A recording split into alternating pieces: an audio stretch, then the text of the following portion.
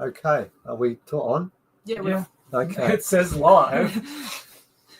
So no need to be that brutal at the start of this, please, Evan. Okay, ladies and gentlemen, Leah's sitting next to me and Evan's over in the corner there pressing buttons.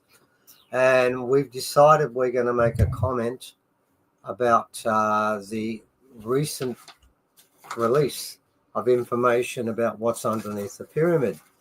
Now, I've got to be honest, up until a couple of months ago, we'd only taken a passing interest in pyramids, Evan. We mentioned it. Yeah, reasonable, because we've done a bit of stuff about we had James Woods on about the Chinese ones, and we sort of joined in with it a bit. And we've mentioned the Gympie Pyramid a bit, as well. We've done that, but it's really not really a pyramid as such. It's more a series of 7 steps. But anyway, we sort of quite recently had the fortune to spend some time with Dr. Samir, who's involved in the Bosnian pyramid, and got more involved in what was taking place there. And then when this turned up, of course, the first thing I did was I made contact with Dr. Samir and asked him if he knew about this. And of course, that would be an insult to him, wouldn't it, Evan? Of course he did. But here's the interesting part. And it's a part I think we need to open with. He said that 2 of that group, they're all Italians, is that right? I think so, yes. Yeah. 2 of the Italians had already been working on the Bosnian pyramid, and Dr. Samir said they had found one pyramid that he didn't know about it. One of the 7 tunnels he talks about, they didn't know where it was, but they found it because of their work, and other structures. And I find that interesting because everyone's talking about these 3 Italian gentlemen that's in here and talking about whether or not this is legitimate. But no one's talking about the fact they've already done work, and that work led to the discovery of different aspects of the Bosnian pyramid. So when people are saying, is the science legitimate? I need more information about this. I'm not convinced. And I've heard that a lot, haven't we? It's been a constant one. Well, here's the trick. It has been used before. It was successful and it did work. So it's not as if it's an untried technique that's never been used before. And I noticed quite a few people have said that I want more information. And what Dr. Hawass say, Evan? Okay, I can read you out that exactly if you'd like. I wouldn't mind because, he is considered in mainstream as the expert on the pyramids. And I've got to make the point clear that that's a claim that he's quite happy to endorse and obviously often says just that he is the expert on all things Egyptology. Here we go. And Evan's now going to read. I would like to make a statement, not me. Oh, okay. This isn't me. Would make a statement regarding news that was published all over the world by a group of amateurs. Now, these guys work to do this for a living, right? And they've used this before effectively, but they're a group of amateurs. Yes. What I find interesting in that statement, we'll go through it piece by piece. I've noticed that way back in where we live, and we live in the far north coast of New South Wales, there was a place there called Terania Creek. And there were hippies there that were fighting for the forest and the fact they were logging all the rainforest. Nobody attacked what the hippies were saying, but they all attacked the quality of the person that was giving the message. I always find that's the first step of a charlatan. When they won't address the issue, but attack the conveyor of the issue and call them a group of amateurs. Well, they're not amateurs. Evan, you've shown me the degrees they've got. And they've got a bucket load of degrees, haven't they? They have, yes. There's a post up in the Facebook group. You'll see a whole list of their credentials, the books they've written, and their whole careers. So I would not call them amateurs. They're not amateurs. So that's the first I have with Zahir Hawass. There's a lot more, but we'll go with that for starters. Read on, please, mate. All right. The news was under the pyramid of Khafre at Giza. They found a platform topped with pillars. all this information is completely wrong and has absolutely no scientific basis. In addition, the Ministry of Tourism and Antiquity did not give permission to any individuals or institutions to work inside or outside the second pyramid. In addition, the claim that a radar was used inside the pyramid is false. There was no claim of a radar used inside there. These people who announced this wrong information, they have used techniques that are not approved or validated. The details announced would never have been seen by using this technique, Zahid Hawass. Which technique? The one that he says is not validated? Mm-hmm. Well, if it's not validated, you couldn't use it anyway, could you? Here's the point. It has been validated. It was used at Bosnia. So therefore, to say they're amateurs is wrong. To say it hasn't been used before, and to then say there's nothing there is interesting. Mm-hmm. It's a bit like this. If you have a box and it's closed and then you ever look inside, what's inside it? Nothing. Right. Mm-hmm. Has he looked inside this box? Or did he know there was a box there to look at? No. So how can he say there's nothing there? I find that I mean, there are other people who've made comments, and there was an interesting one made by Andrew Collins, wasn't there, Evan? Yes. About a tunnel he discovered in 2008 or 6? 8, I think. Yeah, and what happened when he announced it? What did Zahir Hawass say? That there's nothing there. Is being silly. There's nothing there at all. Then 6 months later, who's in that tunnel? Zahir Hawass. Yes, with a film crew. A pretty girl would be in there too, wouldn't she? Well, going off what I've seen before. Yes. Okay. Yeah. So yeah, he's back. He says it's amazing. Great experience he had there. Yeah, had a great experience there. Yeah. But 6 months before, it wasn't there. No, wasn't there. Right. So that's the quality of the person who said there's nothing there. There's nothing in a spot that he never looked. The information was given by amateurs. They're not. They are fully credentialed. They've got PhDs in quite a few different areas, and they're specialists in what they do. The techniques they used have been used elsewhere and have been proved to be successful. So we're off to a interesting sort of start there, for starters, insofar as what they're saying is the pyramids. And by the way, when we talk about the King's Chamber and the Queen's Chamber, have we ever found a king or queen in any of these chambers? No, it's been strangely empty. Right, so we've got a place that has a king and queen's chamber, but no king or queen is in there. But he would tell us, he knows for a fact that that's where they were buried. Right? I want to think about that for a sec. He will tell you that the king and queen were found inside these chambers, but they're not there. But he has looked there, hasn't he? Mm-hmm. And he found something, but he can't prove it. There's an inconsistency in what he's doing here. He's telling us inside this particular pyramid, inside all the pyramids he's been to, they were used to bury people, right? Where's his technology to prove that? What scientific method did he use to actually figure that out? Well, it obviously wasn't the one he doesn't approve of, but I'd like to know what it is. It's a bit like me going down to Bondi Beach and saying, this is where we bury people. But there's no one there. Well, but I said it. There's some tourists there that probably shouldn't be swimming there. Oh, there is that. As we know. We can ask Harry's about that. There's people where it says backpackers rip. They think that must mean I've got to go and swim. Yes, there is that. But what I find interesting is he said there's nothing underneath, but he's never looked. And when he did look somewhere, he said there's bodies there, but they aren't there. Yeah.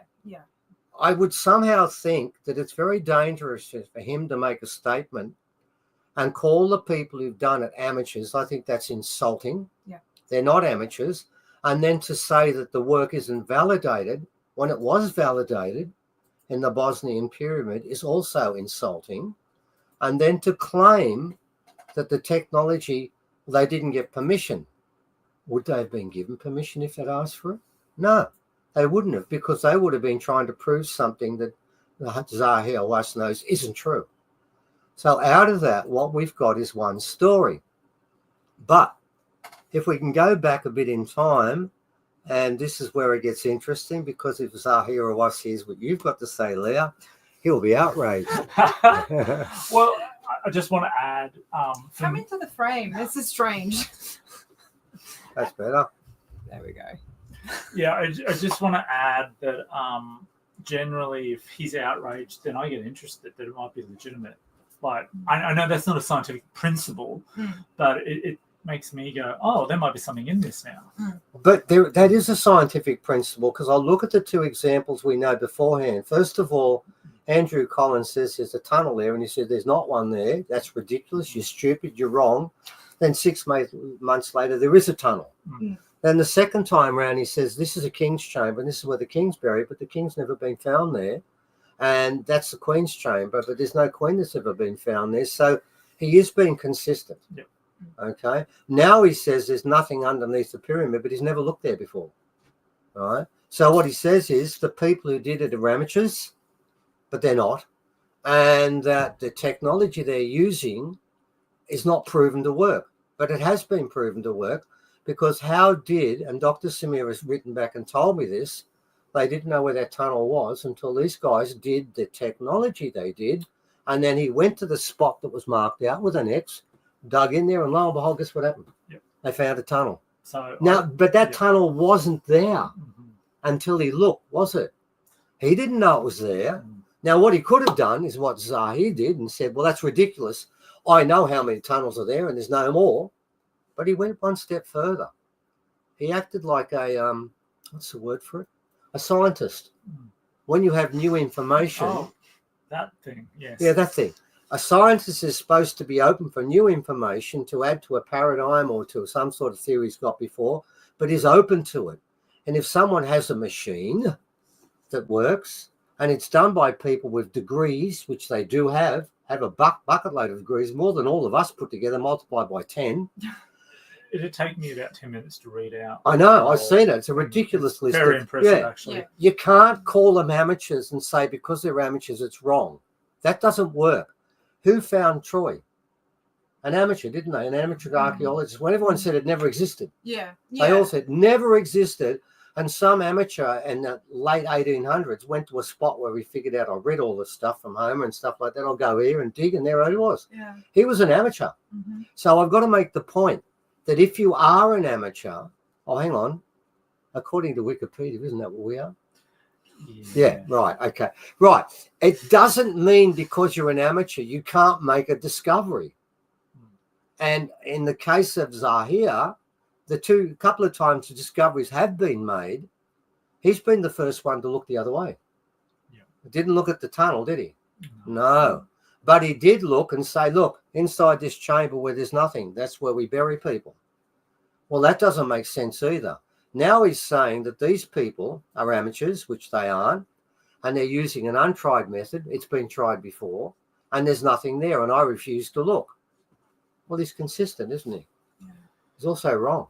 But Leah has an indisputable past life memory of Egypt at that time.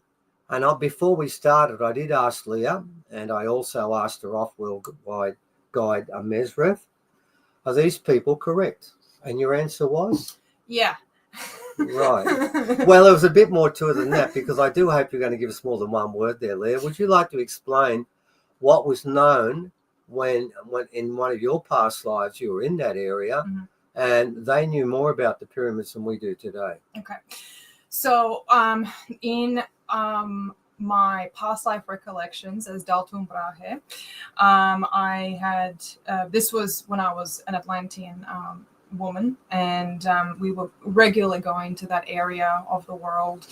And one of the major construction sites that were happening at the Giza Plateau wasn't called Giza back then, but were a gigantic infrastructure of energy generating pylons. Now, what was built in this area was not just, so the pyramids were just the tip of the iceberg in many respects. The main infrastructure is beneath the ground, right, and that's the part that wasn't yet finished. So the pyramid is more like an amplifier of what they're creating. Correct. Right. Yeah. Now, that area was already well developed over many millennia before we started adding our own construction to it. So when I was over there, I was just as an observer. I was essentially equivalent to an what do you call it, archivist. So like a historian / researcher. What we were doing is we were looking at how these infrastructure was being built and what it was used for, and we found that this was very complex and very even much more ancient beneath the ground. It was far older beneath the ground, and many civilizations over those millennia were just adding their own technology and architecture to it, their own equipment to it. So that area has been used not only as a form of power generating, but also they knew that this was a nexus point, if you will, an energetic ley line point for the planet. That's how we were able to harness all this energy and turn it into usable electricity as well for the people who were living at that time in the nearby city of Alchem. So these things were placed on the ley line. Correct. To not suck off the energy. That sounds a bit crude. Can we? They were siphoning it. Siphoning the energy. It's a siphon. Yeah. This is just part of it. This is not the complete structure, but there's other tunnels and other variant points. Like there's other chambers that's closer to this. It's closer to the top. So the parts that I remember going into were a little bit further, just beneath that first surface layer. And then if you go down further to the sedimentary rock, hang on, I'm just trying to. So it was around this sort of central point here, where a lot of the actual chambers where we would actually get water. That water was being channeled through it. So this was actually water that that the city was actually drinking. So this was pure, clean water that we were siphoning from the Nile, which, by the way, back then was much wider than it is today. And so what we were doing, they would siphon water through, and then there would be several different chambers running through. And then by the last chamber, that's where the reservoir was, where everyone was drinking from. But this is just a base. This is just a part of the infrastructure beneath the actual plateau itself. So this, as I said, the pyramids, or what modern day people call pyramids, this is just the tip of the iceberg. So would that explain something Dr. Samir has noticed with the water underneath his pyramid? Yeah. Because he made a comment about that, and it's been measured scientifically. I know that Sahir will call the people who did this amateurs. We're using unproven technology. And what they found was this, that the water gave off negative ions, yes. Right? And that he was explaining how inside the house the water gives off about 50. Something like that, a score of 50. And he said a mountaintop, you can get to 100, or something nearly 100,000. Niagara Falls is like that. Mm-hmm. But the score they got in winter underneath that pyramid was 340,000, which is higher than any reading anywhere on the planet. Mm-hmm. And many people now go to the Bosnian pyramid, irrespective of what Wikipedia say about it. They go there and get healed. Yeah. And what they're finding is that there's rocks underneath they touch, there's water that they drink, and many, many people come away. And you can say what you want. You can say it's not true, but it is, because the number of people going to the Bosnian pyramid every year increases, doesn't it? Yes. I know that way back it was 10,000. Now it's up to 250,000. Well, why are they going? They're going for a reason. And you know what? Most of those people would be amateurs. Right, yeah. They would be amateurs. Mm-hmm. And you know what? The tools and the devices they take would be their mouth and their body. Mm-hmm. And lo and behold, their body gets better. Yeah. But according to the gentleman who said this, none of that's true. But we've got to remember something.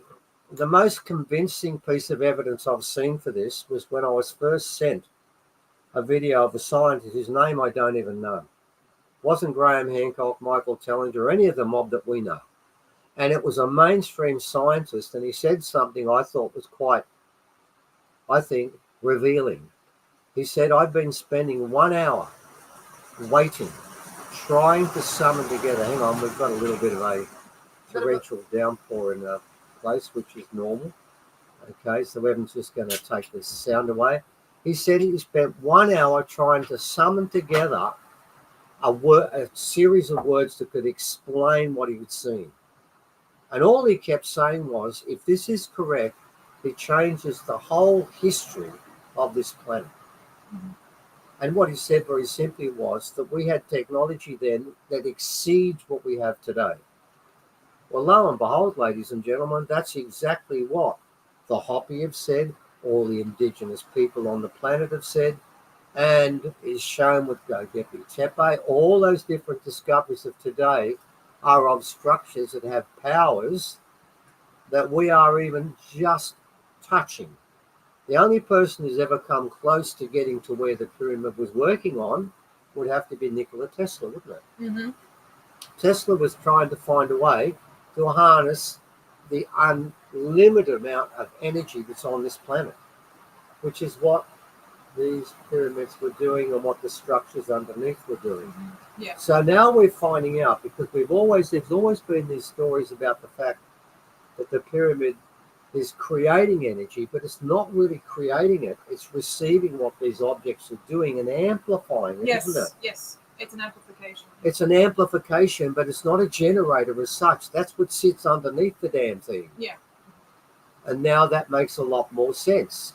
And worth bearing in mind, ladies and gentlemen, that Dr. Samir had 3 different people go to the top of the Bosnian pyramid, and they all got the same reading, didn't they? Mm-hmm. 28 megahertz of energy coming out in a spiral that sort of goes narrow, then opens up again, very similar to the DNA patterns we have on our body. Mm-hmm. And they measured this too, but I suppose we have to call these people amateurs also, wouldn't we? And that the technology they're using is also not validated. So what makes Dr. Severe, is he a doctor or not? I think he is, isn't he? Of us? Yeah. Right. What makes him an expert on all these different electronic machines? I thought he was an archaeologist. That's a very important point, because he said these machines are not validated. He could be an expert on Egyptology that he understands. I accept that. But if someone brought a machine in here right now, whatever the machine was, I wouldn't know what it does, and I don't know how it works. If you gave me a mobile phone, I'd sit there for the rest of my life and I'd never turn it on. But I don't claim to be an expert in mobile phones or machines.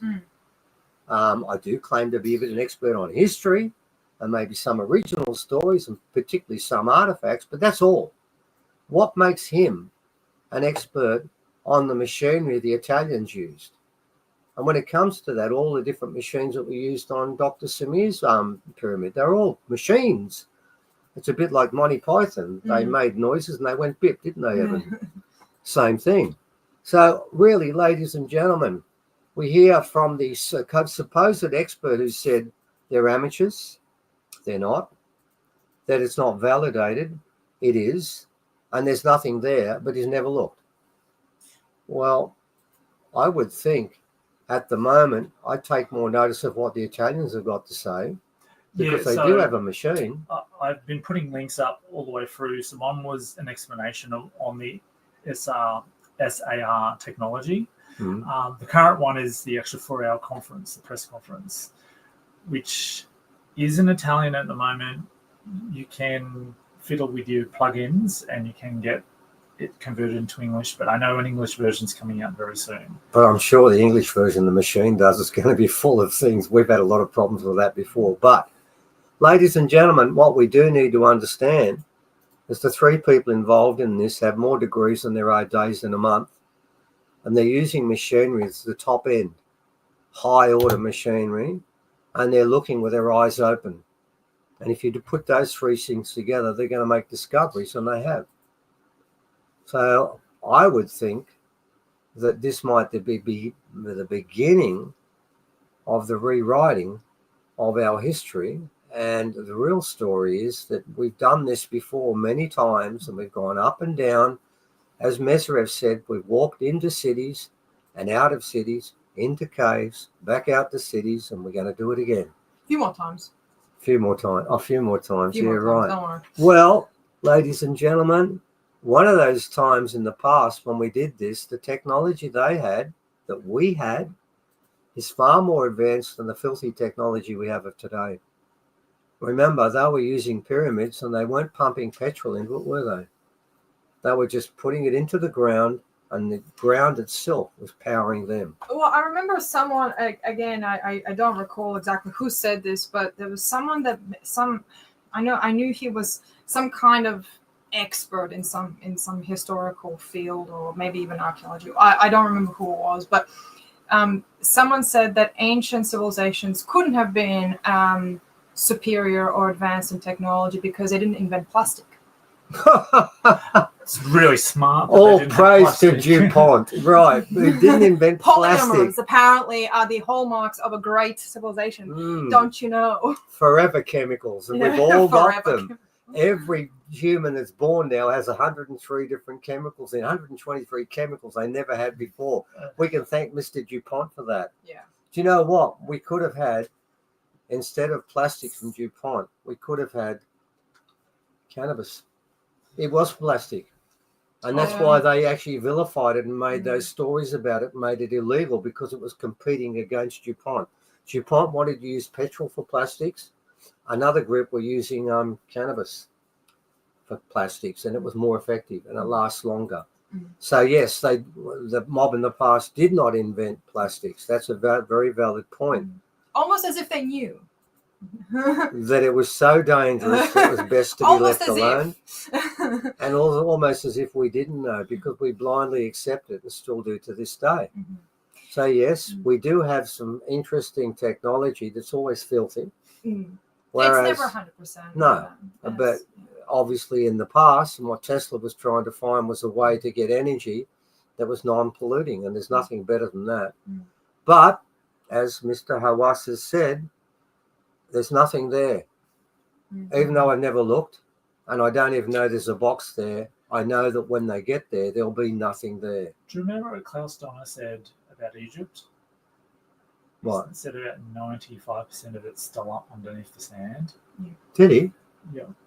Klaus? Yeah, Klaus said that. And because he's got a machine that looks under the ground too, doesn't he? Yeah, of course. Of course, we've used it, haven't we? Yes, we have. Yeah, well, I suppose we would call Klaus an amateur, and the machinery he's using is not validated. Yeah, so it's... Well, there you go, ladies and gentlemen. Well, look, more's coming. Obviously, they're still working on stuff. The English version of that conference should be out soon. You can go watch it with subtitles. I've started. and just to add, like my last comment, it's I think an all-rounder, I believe, in any subject that anyone can ever come across. You don't actually have to have a degree or any kind of faculty recognized credentials to have knowledge. And the only tools that anyone ever needs to learn anything is to be able to read and write and use critical thinking, and that's it. And can I add something to read and write and use critical thinking? Be very discriminating about what you read. Yeah. Let me close one. I just went down to Tasmania at the invitation of a mob down there, and we'll be talking about further down once I get permission, not before, what was found there. But I want to share with you one final comment about this. When I went down there, I went into Andrew Mansell, who's a fantastic painter. Went into his house, and so is his wife. She's brilliant too. And there, as I walked past, there was a painting of Truganini, right? And Truganini was there. Now, according to every textbook, Truganini was the last Tasmanian Aboriginal woman. And when she died, the Tasmanian race became extinct. Well, they're not. They're still there. But if you go to every textbook and anyone, you ask them who's Truganini, they will tell you, she was the last Aboriginal, I'll call them, woman in Tasmania. And when she died, their race was wiped out. That's not true. It's not true. I went down to work with lots of Aboriginal people. And let me explain what actually happened, ladies and gentlemen. The truth is not that, but that's what you would read, because that's what mainstream has told you. The reality was this. When the first white fellas went down to Tasmania, because after New South Wales it was Tasmania next, because they thought it was like Britain, first thing they did was they had to find a way of making food and money, and killing seals was the way they did it. Yeah. And who were the best people on the planet at killing seals? Original women. They would swim up to the seals, make the noise of the seals, and club them over the head. Well, guess where those women came from? Tasmania. And after Truganini died, when she did die, those women eventually came back home to the place they came from. So when you tell me that the Tasmanian original people, which is in every textbook and it's in the psyche of human beings, we all heard the word Truganini and we all know she's the last. She's not the last. She was a woman who wasn't taken by sealers and left on the mainland, then lied to by Angus Robertson and deceived and tricked, and then imprisoned and killed. That's the truth. Imprisoned and killed. What really happened was all of the women are out on the islands working for the sealers, and when they finished, they came back home. And if you go through the whole of Tasmania, there are original people everywhere. And I do remember I was talking to a lady there by the name of Fiona, and she told me when she went to school, she was taught that she's not there. Yeah. And she kept sitting in the classroom Wait a second, thinking, I exist. oh, but I'm here right now. Does that count? No. No, it doesn't count, because the official endorsed history says you're not there. Oh my God. And what is the difference between that official endorsed history saying you're not there and another one that tells me these amazing structures that are built, the biggest on the planet, and I was told by someone if the whole world gets wiped out in 250 years, the only thing that remains will be the pyramids, right? They're tombs. But no one's ever found a body. But you know what? Just like Truganini, they believe it's true. So what's in there, ladies and gentlemen? A pattern. What is the pattern based around? Lies and convenience. And so what we've got now is the chance to break open a whole packet of lies. And that gentleman that kept saying one thing, I don't know what to say. And he said, the reason I didn't know what to say, because if this is right, it changes everything. Not some things, but everything. Our whole history is not what we think. And let's close with this, and I've used this one a lot. Remember what Winston Churchill told us. He said, if a country does not know its history, it has no future. Well, ladies and gentlemen, that being the case, the planet has nothing to look forward to. Because if we've been lied about Truganini, well, that's tough for Tasmanians. But if we've been lied about with the pyramids, that's tough for the world. That's for everybody. So, ladies and gentlemen, here's a chance to break out of this prison we've been placed in of convenience and lies and half-truths. What we often call an intellectual or an academic dark age. Yeah. Yeah. This is, yeah. I mean, yeah, we were just talking about outside how even archaeologists, and when history was starting to be studied as an actual bona fide subject in the late 19th century, was far more open-minded than the so-called free information age that we are currently existing in. Tell me that. Yeah, you're right about that, because if you looked at the newspapers in America, they were writing about giants, Sasquatch, all sorts of things were being found there, and they were openly discussing it. It was common knowledge, and nobody knew. Everything was still open. Nobody had any theories to hang on to. So it was an open slather. Now we've got experts that claim they know everything. And that's dangerous, ladies and gentlemen. If an expert claims to know everything, the one thing I can tell you they are not is an expert. Yeah. They're just somebody that has learnt a lot of things. And remember what schooling is about. And I should know, because I was working in schools for a long time. It's not about asking questions. It's about memorizing the answer. And if you don't know how to ask a question, that's exactly what they want. They want you to memorize the answer. So, ladies and gentlemen, you should now ignore the fact that I told you that Truganini wasn't the last Aboriginal person, because apparently, according to all the experts, she was. Therefore, that's the truth. But the funny thing about the truth is who writes it. And it's the people who have an agenda. And that agenda is, in the case of Hawass, he runs Egypt at the moment. He runs the pyramids. He is the final arbitrator of everything. Of truth. Of truth, yeah. Even when the box has never been opened, he didn't know it was there. He still knows there's no box there and there's nothing inside.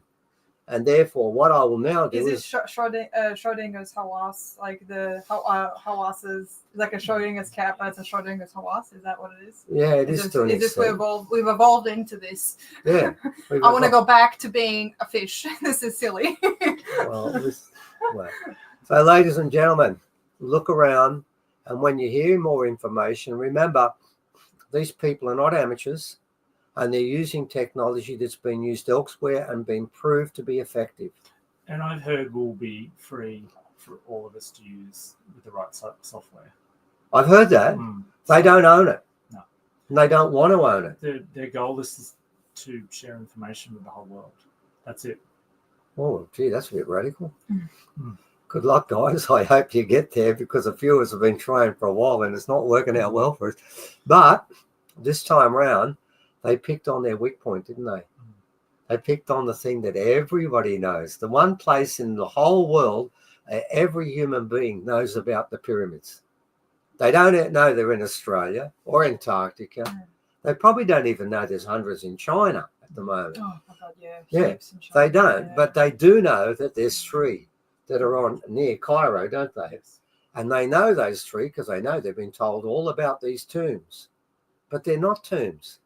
I mean, they were about, all the kings and the pharaohs were buried in the Valley of the Kings, which was hundreds of kilometers away. That is a truth, right? That is an absolute truth. And if you go to the Valley of the Kings, you will find funeral remains, coffins. Sometimes you still find a body like Tutankhamun. So that's where they were buried. Where they were never buried, and I don't care whether you go to China, South America, Australia, or Antarctica, you won't find a body inside. You won't find it because they're not there. Well, yeah, we'll see you all very soon, actually. We're not far away to our next event. Yeah. And we'll make sure that we do some more commentary as it unfolds about we'll going report on in back. Egypt. Yeah. We'll keep an eye on where we're up to at that. We do know a couple of people who originally said, I'm not convinced, I want more information. They've actually contacted those people and said to them, we'll give you more information. They've written back and now said, thank you for that. I'm open for it now. Well, that's how it should be. That's how it should be. We have no issue with people saying we want more evidence. But if you are going to ask for evidence, don't taint it by attacking the people and saying they're not worthy. That's not evidence. That's actually bias. Yes. That is not acceptable. And it's not scientific to say the bearers of bad news, amateurs, simply because you don't like what you hear. And it's not acceptable to say there's nothing in that box because I never looked there. That's not science either. That's prejudice, and that's bias, and that's people with an agenda. I don't know what I'm talking about there. I hope, oh yes, actually I do know what I'm talking about. All right, ladies and gentlemen, that'll do for now. We'll see you all very soon. Yep, thank you. Right. That'll do that one for now.